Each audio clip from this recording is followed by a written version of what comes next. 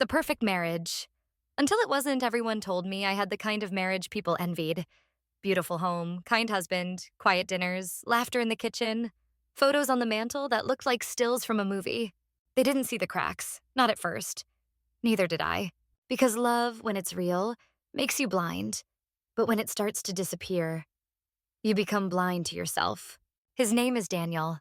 We met in college. Him, a calm presence in the chaos of my 20s. Me, the dreamer who thought forever could fit inside a wedding ring. He made promises, I believed them. "You'll never have to wonder if you're enough," he once said. "You are my beginning, middle, and end." For years, I repeated those words like gospel. I made our home feel like a sanctuary, learned his favorite meals, stayed up late to help him meet deadlines, held his hand through failures, clapped the loudest at his successes. I gave him everything, but I never thought to keep anything for myself. It started small, subtle, the way he stopped asking me about my day, the way his eyes looked past me, not at me. The growing silence that filled the spaces where "I love you" used to live. He came home later, said he was tired more often, smiled less. And I tried harder. I cooked more. I asked less. I wore his favorite dress. I waited. Maybe he's just stressed, I told myself. Marriage has seasons. This is just a cold one. But winter never turned to spring. The morning it all broke, the sky was unusually blue. I remember that. Like the world was mocking me. It was my birthday. I woke up early to make pancakes, his favorite. Set the table, lit a candle, wore red lipstick, smiled. He came downstairs holding a beige folder. I thought it was a gift. It was, but not the kind I could unwrap. "I think we should end this," he said. No emotion, no hesitation, just a line, like he was reading a headline. I froze, laughed, thinking it was a joke. "What?" He slid the folder toward me. Divorce papers, just like that. On the morning I turned 35. On the morning I made his favorite breakfast. On the morning I thought we still had a life together. I didn't cry. Not immediately. Instead, I stared at the fork beside my plate. Silver, smooth, clean. It was more polished than our marriage. Then I looked at him. His eyes, ones that used to light up just from seeing me, were empty. No rage, no guilt, just tired. "I don't love you anymore," he said. I whispered, "But I still do." "Sit?" He looked away. And that's when I realized this wasn't sudden. He hadn't stopped loving me today. He had stopped months ago. He had just finally found the courage to say it out loud. I signed the papers 3 days later. Not because I was ready, but because I deserved someone who wouldn't hand me a signature on my birthday instead of flowers. But what hurt the most was not the divorce itself. It was how easily he walked away from everything I built around him. People think the hardest part of heartbreak is losing the person. But really, it's losing the version of you that loved them without question. I gave him my heart. He gave me paperwork. And now I was left with a silence I didn't know how to live inside. The day he let go first. They say most heartbreak doesn't happen in a single moment. It's a slow erosion. 1,000 tiny cracks that finally split open. And now I realize Daniel didn't walk out of our marriage the day he handed me divorce papers. He left long before that. He just stayed in the house. The clues were everywhere. But love, when it's real, teaches you how to ignore things that don't fit the fairy tale. The missed dinners, the forgotten anniversaries, the way he stopped touching my lower back when we crossed the street. The silence in bed that stretched longer each night. I thought I was being patient. I thought I was giving space. I didn't know I was standing alone. A few days after he left, I started noticing the missing pieces. He didn't take everything, just what mattered to him. The books he never let anyone touch. The cologne I bought him that he said was too fancy. Gone. His old leather bag. And strangely, the mug with the word hope written in gold. That same night, I opened the closet and saw it, a small box shoved in the back corner. Inside, notes, receipts, photos, not of us, of her. Her name was Eliza. I recognized the name from his company Christmas party. She was the one who laughed too hard at his jokes, the one he insisted was just a friend. But in the photo I held, he wasn't just smiling. He was alive. The kind of joy I hadn't seen on his face in years. And in the corner, her handwriting. "To Dee, thank you for making me feel seen." That was the moment it hit me. He had let go of me long before I ever felt the shift. He'd just kept showing up out of habit, out of guilt, out of comfort. But his heart had been handed to someone else. And yet I still blamed myself. Was I too boring? Did I stop being enough? Was I too predictable? Too safe? Too me? I searched for flaws in every mirror, in every memory, in every moment I thought was love, wondering if he was already somewhere else. But here's what they don't tell you about betrayal. It's not always loud. It doesn't always slam doors or scream curses. Sometimes it slips out the back door quietly and leaves you setting the dinner table for two while eating alone. I spent that week cleaning, organizing, erasing. Not him, me. Trying to find the version of me before I loved him too much. The version of me who didn't shrink in silence. The version who still recognized her own reflection. But she wasn't easy to find. Because I had tied her so tightly to a man who now belonged to someone else. Late one night, I sat on the bathroom floor holding a sweater he'd forgotten. It still smelled like him. And for a second, I closed my eyes and let myself pretend it still meant something. Then I got up, threw it in the trash. Not because I was strong, but because I had to start somewhere. Daniel didn't break me in one day. He broke me in pieces, slowly, kindly, quietly. And when he was done, he left me with a version of myself I didn't know how to love.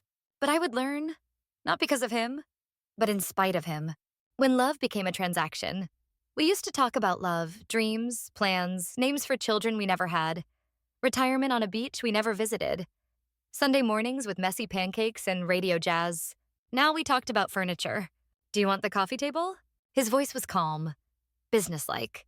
Like this was a meeting, not a memory. I blinked. The one we bought together? He shrugged. I mean, I paid for it, but if you're attached. As if love could be measured in receipts. As if memories had expiration dates. The house we built, once filled with warmth, laughter, midnight movie marathons, was now a checklist of assets to be divided. You can have the bed, he said. I'll take the TV, just like that. Our marriage became a spreadsheet. He didn't ask how I was sleeping. He just asked if I'd be keeping the mattress. He didn't ask if I'd eaten. He asked if I'd cleaned out the fridge before he came. He didn't look at me like the woman he once kissed under rain-soaked stars. He looked at me like a liability.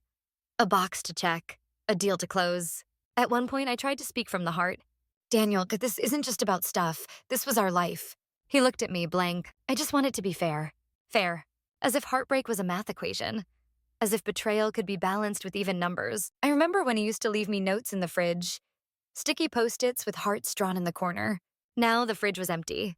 Just like everything else. He asked about the car next. You drive more, you should keep it. I nodded. I didn't even want the car. What I wanted was for someone to ask how I was holding up, not what I was holding on to. And then came the line that shattered what was left of the illusion. Let's keep it civil. Yeah, needful. No need for drama. Drama? I gave him years. My youth, my softest moments, my fiercest loyalty. And he called my grief drama. I sat in silence, watching him flip through papers like flipping through the end of a novel he was no longer interested in reading. And that's when it hit me. He didn't hate me, he just didn't care anymore. Indifference, that's worse than hate. Hate says you still feel something. Indifference says you're already gone. He stood to leave, folder in hand, phone in pocket. I'll email you the finalized agreement. No goodbye. No second glance, just footsteps fading down the hall, leaving behind a woman with a ring still on her finger in a kitchen that smelled like nothing. That night, I looked around the house, the one we said we'd grow old in, and I whispered to the empty room. We had a love story, now it's a receipt. The other woman's perfume. It wasn't the lipstick on his collar. It wasn't a text on his phone. It wasn't even the late nights he blamed on work. It was the scent. Soft, sweet, foreign, not mine. I borrowed his car that day, the one I was supposedly keeping. He had left the keys on the counter with a sticky note. Gas tank full, all yours now. Funny how he treated everything like a clean break. As if memories didn't linger in glove compartments and heartbreak didn't buckle into the passenger seat. I stepped in, turned the key, and that's when I smelled it. Something floral, elegant, too expensive to be drugstore, too fresh to be accidental. Not my brand, not mine at all. And suddenly, I was back in the kitchen months ago when he hugged me half-heartedly after work, and I thought, he smells different. I didn't ask then, because I didn't want to know. But now, the knowing hit like a gust of wind I never braced for. I opened the glove box. A receipt. Spa. 2 treatments. Date. 3 weeks before the divorce papers. 2 names. His, and someone with a scribbled signature that wasn't mine. I sat there, gripping the steering wheel, Eyes on the road, but heart crashing into every lie he never had to say. He didn't need to confess. He had already erased me. I went back home. Nanki time, or what was left of home, sat on the edge of our bed, held a pillow to my chest, and finally let the dam break. Not because he cheated, but because I let myself believe for far too long that it was my fault he stopped loving me. But here's the truth. He had already moved on. Emotionally, physically, long before he handed me those papers. All that was left for me was the mess he didn't want to clean up. That night, I looked at myself in the mirror. Red eyes, dry lips, still wearing the gold necklace he bought on our 3rd anniversary. And I asked myself, what are you still waiting for? An apology? A reason? Closure? No, because I already had the answer. It was in the scent that didn't belong to me. In the silence that spoke louder than confessions. In the ache that told me I had loved more than he ever intended to return. So I did something small, but it felt huge. I threw away the necklace, took off the ring, wiped the mirror. Not to forget him, but to find myself again underneath all the dust he left behind. The divorce papers on my birthday, there's something cruel about timing. Not just when things end, but how they do. Because the day he handed me those divorce papers was the day I turned 35. The day I thought he'd remember the way I liked my pancakes, the smell of jasmine tea, the kind of silence that meant, I'm glad I chose you. I woke up early that morning, baked the banana bread he once said reminded him of home, put on the red dress he used to trace with his fingertips, lit a candle, not just for my birthday, but for the hope that he might still show up as the man I married. 800 a.m. He came downstairs, showered, dressed, not a glance toward the table I set, not a word. In his hand, a beige folder. He placed it gently on the table. I think it's time. I looked at it. Then at him. Then back at the pancakes, still warm. What is this? My voice cracked. He didn't sit, didn't smile, didn't explain. It's divorce, I've already signed. That was it. No happy birthday, no hesitation, no tears. Just a transaction delivered on the morning I was supposed to feel celebrated. The words didn't reach me at first. They just floated in the air like smoke from a blown-out candle. I waited for the punchline. The real gift. The real reason he was holding papers instead of flowers. But nothing came. Only silence. I opened the folder with shaking hands. My name typed in bold. Paragraphs I couldn't read through the blur of my own tears. And at the very back, a sticky note. I hope we can both move on peacefully. Peacefully? He was peaceful. Because he'd already left. Emotionally, physically, soulfully. I was just the last thing he needed to let go of. I whispered, why today? He blinked, didn't understand the question. It's my birthday, Daniel. He paused. I didn't realize. And that hurt more than anything. Not because he forgot the date, but because he forgot me. The me who celebrated every one of his birthdays with letters, gifts, candles, kisses, surprises. And all I asked for in return was presence. I didn't scream. Didn't beg, didn't ask him to stay, because how do you fight for someone who's already decided you're not worth remembering? He left within the hour. Didn't even take his coffee. Didn't say goodbye. The door closed gently. That was the worst part. I didn't even get a slammed door. Just a soft click and the echo of a life that no longer included me. I sat at the table, a year older, a heart heavier, and for the first time in a decade, I blew out the candle alone. I made a wish, not for him to come back. Not even for answers, but for strength, for courage, for something to rise inside me that wasn't made of grief. Because even though he gave me divorce papers, I wasn't ready to give up on myself. Not yet. I burned everything, except myself. Grief doesn't leave all at once. It lingers, sleeps next to you, follows you into the grocery store, stares back at you from your own reflection. For weeks, I moved like a ghost in my own house, brushing my teeth with the toothbrush he left behind, wearing the sweater he forgot in the closet, cooking too much food, sitting at the edge of the bed, waiting for a door I already knew wouldn't open. But pain has a funny way of shifting. One day you cry, the next you're just tired. And then one morning you wake up and you're angry. That was the morning I chose fire. I started with the shoeboxes. The one filled with our letters, anniversary cards, movie tickets, dried roses. You're the best thing that's ever happened to me. Forever yours. I'll never stop choosing you. Lies, not always intentional, but still lies. I read each one last time. Then I dropped them into the fireplace. Watched the paper curl, blacken, turn to smoke. Then the photos, vacations, smiling faces, fake happiness frozen in time. I let them go one by one, like small funerals. I didn't cry. Not this time. Because with every flame, I felt something inside me stir, something ancient, something powerful. Like I was burning a version of myself I no longer wanted to be. I found his favorite hoodie, the one I used to steal on cold nights, the one that once smelled like comfort.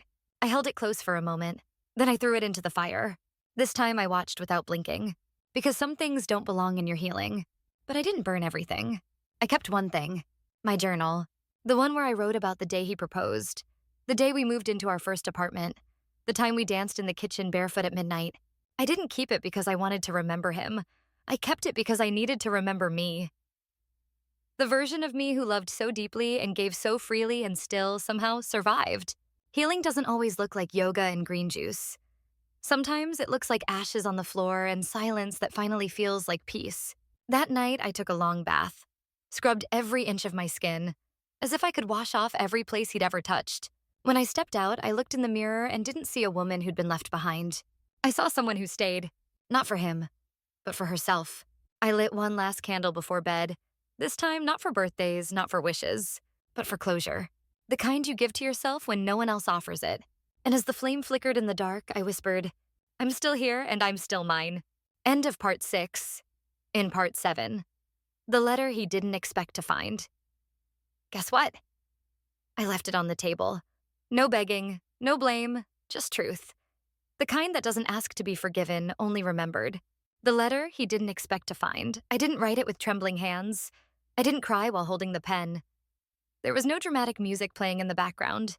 I wrote it in silence, with a steady hand and a calm heart.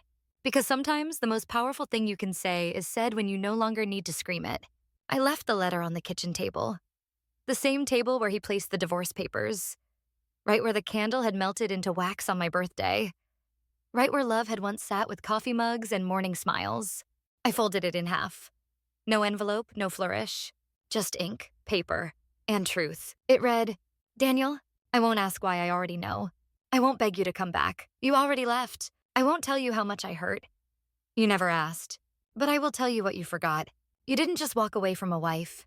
You walked away from a woman who loved you in every version of yourself. Even the ones you couldn't love back. I gave you my heart, and you treated it like furniture. Something to be divided. You forgot that I was the one who stayed up with you through failures, who laughed at your worst jokes, who stood beside you when you didn't even believe in yourself. But that's okay. Because I didn't write this for you. I wrote this for me, so I could finally let go without asking for closure from someone who never cared to offer it. You said you wanted peace. Here it is. Goodbye. Me. I left the door unlocked that day. Not as an invitation, but because I knew. He no longer had a key. Not to the door, not to my life, and not to my heart. He came later that afternoon, picked up the last of his things, didn't speak much. But I watched from the hallway, watched him find the letter, read it in silence. I thought he might tear it up, walk out cold, pretend it meant nothing. But he didn't. He just stood there, still, quiet, shoulders lower than I remembered. He placed the letter back down, carefully, almost respectfully. Then he turned, and for the first time in weeks, he looked at me. But I didn't flinch, didn't smile, didn't cry. I just nodded. Not out of kindness, but out of closure. He left. No words, no need for them. Because some endings don't require punctuation, only space. That night, I made tea for one, sat at the table, lit a candle, not to celebrate anything, but but to honor everything I survived. And when the flame flickered, I whispered to myself, this time I'm the one who ends it. End of part 7. In part 8. Becoming the woman he thought I couldn't be without him. Guess what? He thought I would fall apart. Instead, I rebuilt from the ashes, into someone he'd no longer recognize, but finally respect. Becoming the woman he thought I couldn't be without him. You'd be lost without me. Half joking, half believing it. And back then, he wasn't wrong. I built my world around him, measured my worth in his attention, defined my days by his mood. I lived for the moments he looked at me like I mattered, and broke a little more each time he didn't. But pain has a strange power.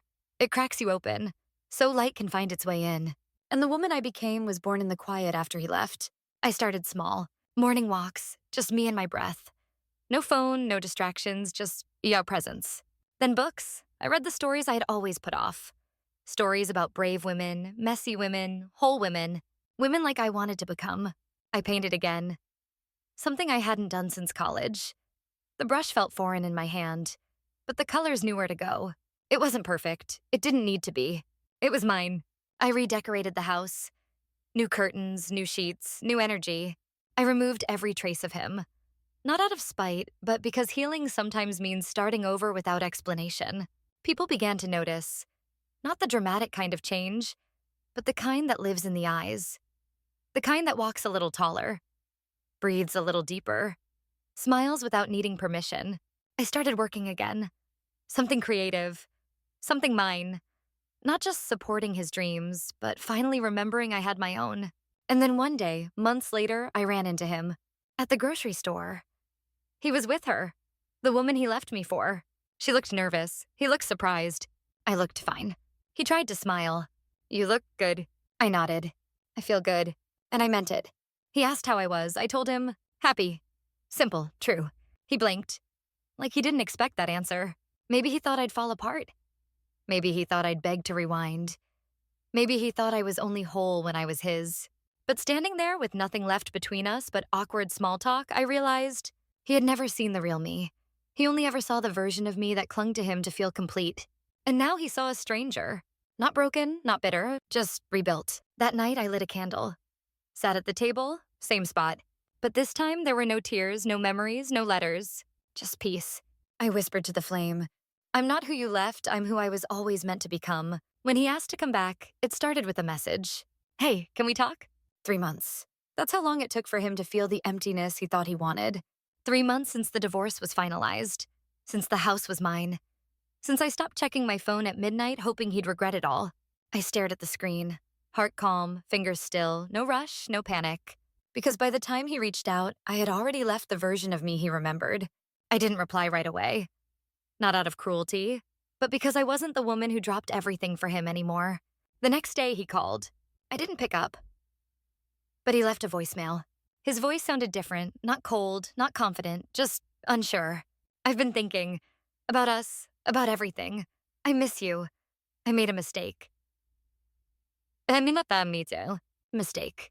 That's what they always call it when they realize you were the best thing they never fought to keep. We met at a coffee shop the following week. Neutral ground. I chose the place. I arrived 10 minutes early. Not for him, but for myself. Because this time I came to listen as a woman who had nothing to prove and nothing to beg for. He walked in wearing the same coat from the day he left. But it fit differently now. Like even his body knew he no longer belonged in my story. He smiled softly. You look amazing. I thanked him. Politely, without warmth, he started talking. About the things that weren't working out. About how he and her were on a break. How he missed the way I used to make him feel. Being with you felt like home. I stirred my coffee. Then why did you move out? He hesitated. I thought I needed something else, but I didn't realize how much I lost. He reached for my hand, and I moved it away. Not out of anger, but because that version of me no longer existed at the other end of his reach. I want to try again, he said. We could rebuild. I looked him in the eyes. You burned it down. I rebuilt it, but without you. He blinked. I still love you. I nodded. I don't. Silence. The kind that used to fill our bedroom. The kind that used to mean I was hurting. Now, it was power. Because this time I wasn't trying to be saved. I was already safe. I stood up, took my purse. He asked quietly, That's it? I turned to him one last time. No, Daniel, that's peace. And I finally found it. In the space where you used to be. Would you, excited? I gave him my heart, but I kept my soul. I used to believe love was giving. Giving time, giving grace, giving second chances. Even when they weren't asked for. Even when they weren't deserved. And I gave it all. To him, to us, to the dream we built from scratch. I gave him my heart. But what I didn't know, what I only realized when it was all over, was that I never gave away my soul. Because even when I bent, even when I broke, some part of me stayed untouched. Some quiet, burning core that whispered, You are still yours. He took the photos. The couch, half the kitchenware. Even the record player I once danced to at midnight. But he didn't take the way I looked at the moon and made wishes no one heard. He didn't take the rhythm in my feet when music played. He didn't take the words I wrote in notebooks before I ever became someone's wife. That part, the soul, was mine. And I kept it, even when I didn't realize I was holding on. Even when I cried into pillows and called that survival. Now, I live slower. Not smaller, just softer, more intentional. I drink coffee on the porch. I sleep on my side of the bed, not because it's empty, but because I like the way the morning sun hits just right from there. I started writing again, not just in my journal, but truly writing. Stories, letters, parts of myself I thought I had lost in him. And every word reminds me I was never empty, just unheard. He called again weeks after our last meeting, left a message I didn't listen to, because this time his voice didn't matter, not like mine does. I once thought closure came from answers, but closure is a decision. A quiet turning of the page when you finally stop hoping for a rewrite. And I closed our chapter without bitterness, without revenge, just release. I light a candle now not for birthdays, not for healing, but as a quiet ritual of joy. Joy for still being here. Joy for the woman I've become. Joy for the parts of me that refused to die even when he walked away. To love deeply is not weakness, it's power. And I loved him with everything I had. But now, I love myself even more. So, no. I didn't win him back. I didn't move on to make him jealous, so I didn't rebuild to prove anything to him. I rebuilt because I could, because I had to, because that quiet, burning soul of mine was always waiting to come home. He took my heart. He left me crying, but I kept my soul. And from that place, I was reborn. Some people leave scars, others leave lessons. Burn and reborn stories that break you, then rebuild you.